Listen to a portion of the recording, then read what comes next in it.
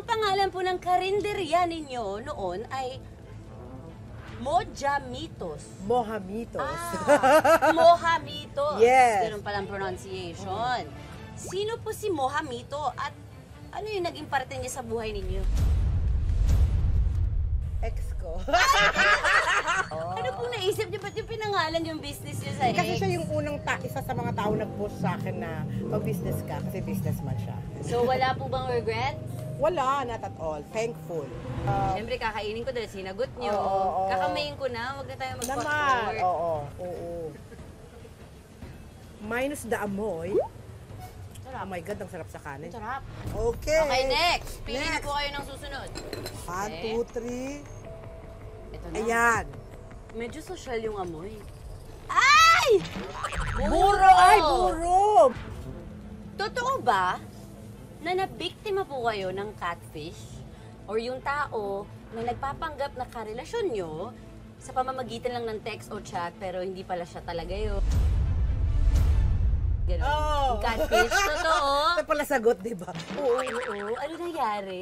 Ayun nga yun, siya nga yun. Si- Ang difference nito, nakakapagtaka yung siya, nagpapadala siya ng pera.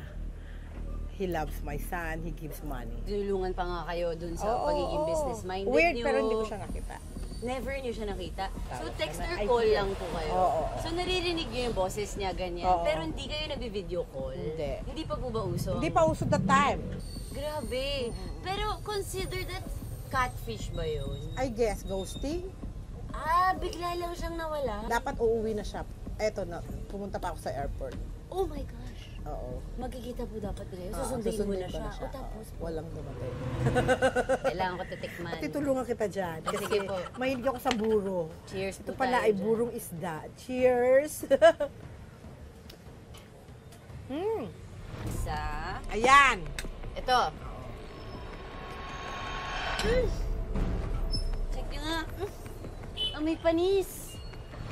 Ay! Diba? Ito po ay durian. Durian. Kumakain po kayo durian? Hindi, kasi yung amoy. Ako din. Pero gusto kong subukan kasi daw masarap daw yung lasa talaga. Naku, kailangan kong hirapan yung tanong para kayo yung Oo. kumain. Sino po ang artista or kahit sinong personality na kasama nyo na ayaw nyo nang makasama ulit sa isang proyekto? Ako mahirap na kakain na lang ako. Bakit? Dali natin. Bubulo ko na lang sa'yo. May sagot! Kakainin ko na lang.